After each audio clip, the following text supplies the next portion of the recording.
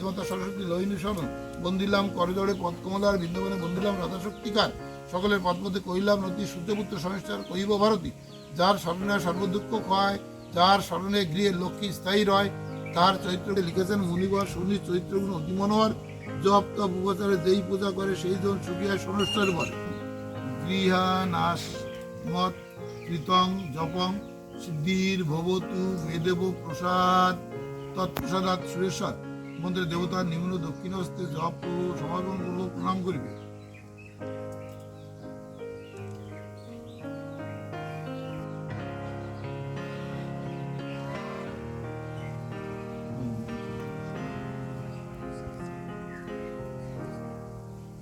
অনুর্দোষ পত্রাধিষ্ঠানাং কুরু মম পূজাং ক্রিয়াং অথবা 10 বছরে অথবা 16 বছরে